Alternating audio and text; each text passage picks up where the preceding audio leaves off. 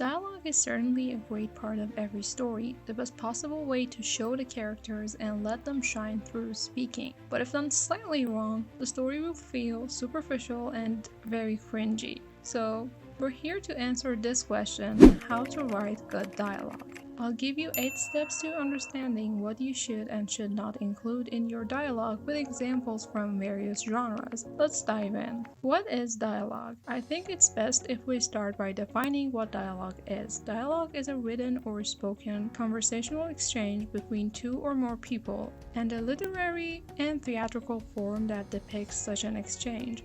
That's according to Google as usual, but that lacks something. Dialogue isn't simply a conversation between 2 people, and I'll explain with examples why this isn't the case. Look at this scene from Game of Thrones. When I heard you named Tyrion your hand, it broke my heart.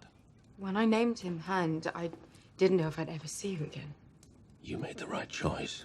I wasn't under the impression you liked him very much. For example, in this scene, Dany cares about other characters' feelings and what they think about her. This scene has many problems that we'll dissect soon enough, but the most important issue in this dialogue exchange is the lack of characterization, or better say, character inconsistency. So I'll give you this definition. Dialogue is a purposeful conversation in a narrative that enhances the story by revealing character traits, advancing the plot, and providing critical information to the audience.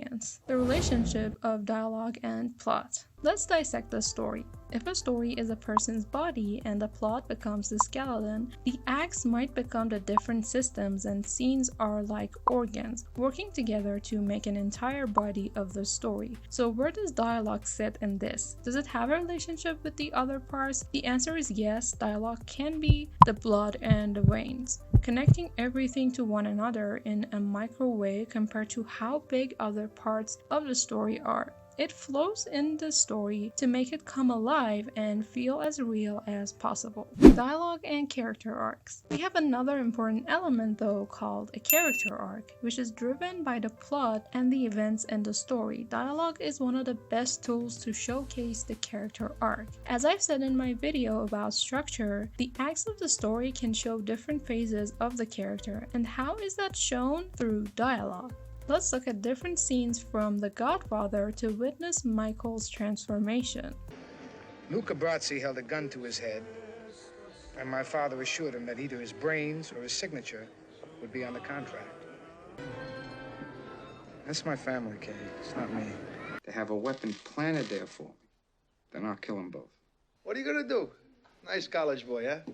Didn't want to get mixed up in the family business? Now you want to gun down a police captain, why? Because he slapped you in the face a little bit? Where does it say that you can't kill a cop? I'm talking about a dishonest cop. I'm working for my father now, Kay. He's been sick. Michael, is it true? Don't ask me about my business, Kay. Is it true? Don't ask me about my business. No! So, we'll get to tip number 1. In separate scenes and separate acts, dialogue can show how the character has gone through so much change. The Godfather has many scenes, but I believe Michael and Kay's scenes are pivotal points to purposefully show the character's change. In 12 Angry Men, we have the same situation with dialogue. Considering that the entire story depends on the characters' conversations, we can see the shift each undergoes in different phases of the story. We see through dialogues and conflicts how each juror is convincing the other one if the man is innocent or not. But is that all dialogue can do? Certainly not. Dialogue and desires. Dialogue can reveal characters' desire. The easy way is for each character to say what they want, but it's a tool to peel back the layers of the character for the audience in a nuanced way. Cersei in Game of Thrones was such a complex and mostly misunderstood character, even by David Benioff and D.B. Weiss themselves, who made her into an absolute villain in the last seasons. But in early seasons, when the show was thriving, you could start to understand her through each conversation she had with the other characters. Did it ever occur to you that I might be the one who deserves your confidence and your trust? Not your sons, not Jaime or Tyrion, but me. Or in the Battle of the Blackwater when she's drunk and talking to Sansa. I'd rather face 1,000 swords than be shut up inside with this flock of frightened hens. Never understand why they treated us differently. Jamie was taught to fight with sword and lance and mace, and I was taught to smile and sing and please. In these moments, it is obvious that she is a very ambitious woman, far beyond what her world and the rules of her society allow her to be. But just as I said, it is better to make the dialogue layered. I don't mean that every piece of dialogue should be coded and your characters can talk directly about their desires or feelings, but the next technique will enhance your dialogue greatly. Subtext. Subtext is a great tool if you understand how to use it. As I said, there's no need to make every sentence said by the characters coded and smartly written, but you can definitely imply subtext in your work. This depends on the characters and their character profile. Check out these videos I've already done on character profiles. In between characters' desires and flaws, there might be things they're either unaware of or things they wish to hide from others. That's where subtext can come in handy. In this scene from Roman Holiday, Princess Anne is talking to Joe in front of many people. That's why she has to hide her true intentions.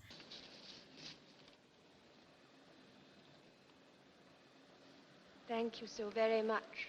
She's not thanking them only for the photos, but the memories they made for her. There's a hidden layer in her words, an emotional motif to make her say the things she's saying. That's the fourth tip that I can give you.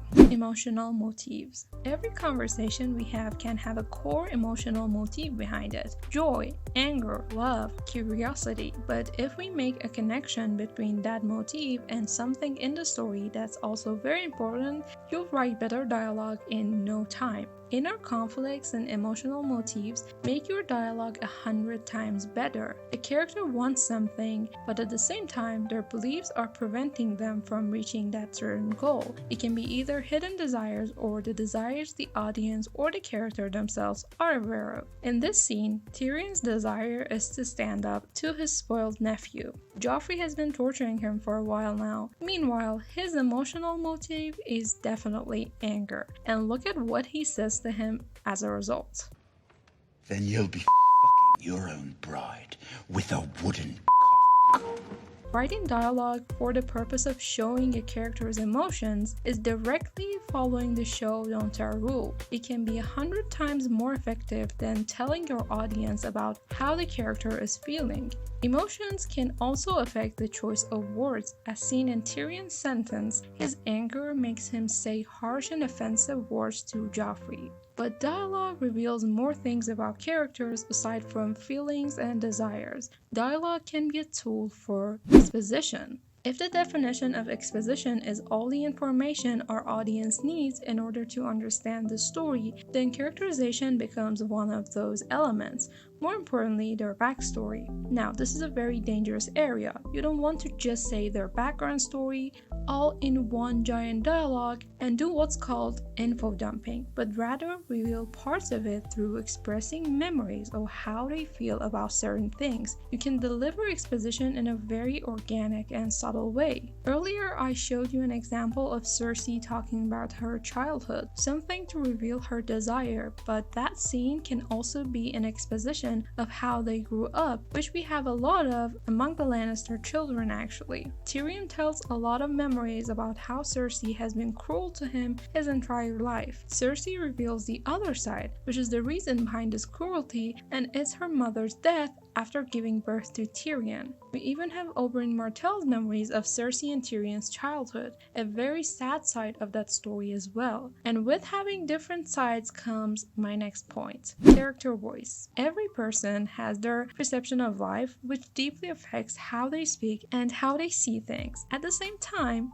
things like social class, the family you've grown up in, jobs, and so on also affect how a person speaks. A boss speaks differently from their employee. A royal speaks differently from a peasant. And I have a great example of this from House of the Dragon Season 2. You can see that the contrast of their class in society is the main point of these scenes. Because of how differently they've grown up, they tend to speak in different manners or even with different care about how they speak. I said more of these little birds.